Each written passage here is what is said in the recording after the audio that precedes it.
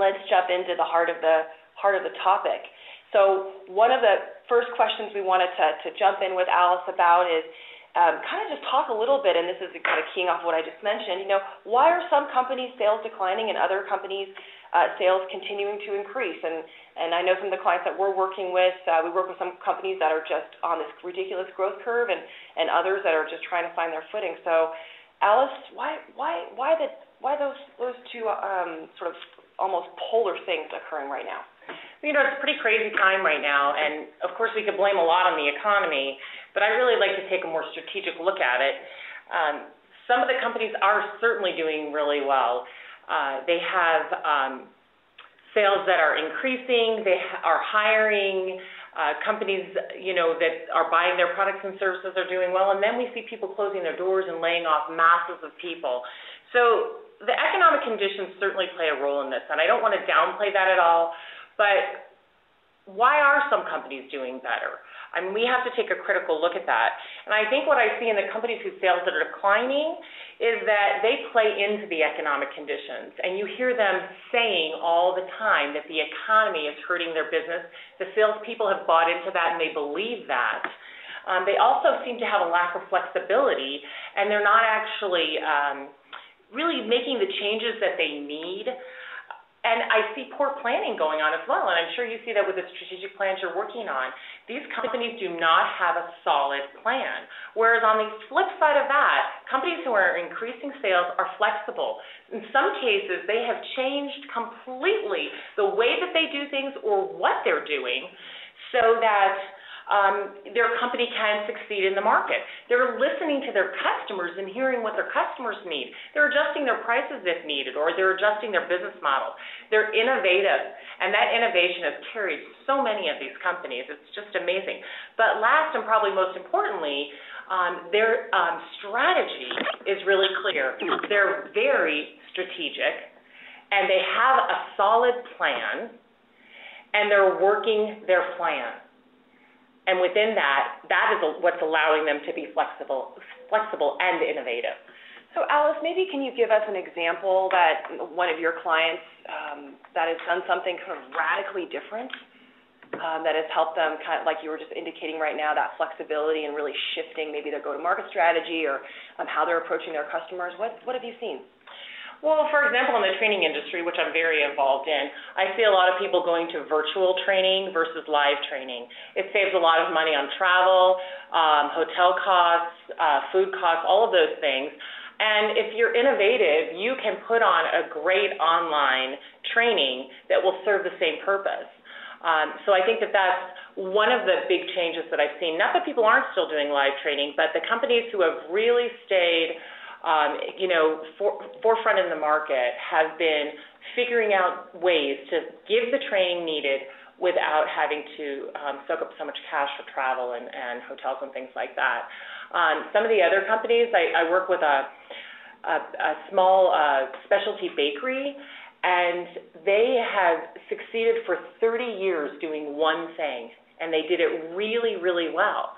But in the past 3 years, they've had to completely change their model and take a look at what are their customers asking for and what can they do. So now, instead of being a baker of one type of specialty good, they are now making 4 or 5 different types, and they've changed the way they deliver those as well. Interesting. And in both of those instances, totally market-driven choices, it sounds like. Absolutely, but strong strategy behind it. So you can't just stake out and go, oh, I think we'll make a different kind of cookie today and hope everybody wants to eat it, because it just doesn't work. You've got to think about it. You've got to do a little market research. Yeah, it costs some money, but you know what? There's a bazillion ways today with the internet to do market research. Just using your Facebook page, you could put out to people and ask them, what are you looking for? What do you want? You could do an email survey using something inexpensive or free like SurveyMonkey, or many of the other tools like that. So you can get a lot of consumer information these days with very little cost involved. And then for business-to-business sale, it's simple. Pick up your own customers, pick up the phone, and call your own customers and ask them what do they need, what do they want, and make adjustments based on that. So really, without spending a lot of money on focus groups or consumer research, you can get what you need. Do you think Do you think that sometimes we just overlook the obvious, like you just mentioned, like picking up the phone and talking to our customers? Absolutely. And part of anybody's strategy, I firmly believe, needs to be periodic check-ins with their customers. Because if you have a sales process in place and your salespeople are out doing something, but you don't bother to check in with the customer to see if they're satisfied, to see if they've got everything they need, eventually it's going to fall apart because your customers will tell you what they want to buy. They'll tell you what they wish your products or services did for them that they're not doing right now. But you have to ask them. They don't just volunteer the information. And I know some of this stuff is super common sense, but I know conversations with Alice and certainly conversations with some of our our clients as well, and probably you're thinking about this internally. When's the last time that we picked up the phone and asked those hard questions of ourselves and of our customers, as opposed to maybe the transactional, basic satisfaction type stuff. And then I always find the kicker is, so we get that information and taking action and executing against it and building it into our strategic plan is always that thing that we kind of tend to fall a little short on because it's hard and it takes us it takes sort of continuity in order to do that. Right. One more thought before we go to our next question I wanted to ask you, Alice, was the newsletter that we sent out this month, last week, and many of you probably read it, was Alice's article on the power of why. And so there's a little bit of that belief piece too there. So talk to us a little bit in the context of people's sales increasing and the belief of how that comes to play. Well, absolutely, the power of why is like a magnet. So, just think about when your company first started, the founders of whatever company you work for, maybe you are the founders. Think about why you started your business. It probably wasn't just because you didn't want to work wherever you were working anymore. It's probably because you thought you could do a better job. It's probably because there was something that you loved and had passion around that you wanted to bring to a broader audience. And so you had this real drive, this real passion around this thing that you wanted to deliver to everyone. And that was your why.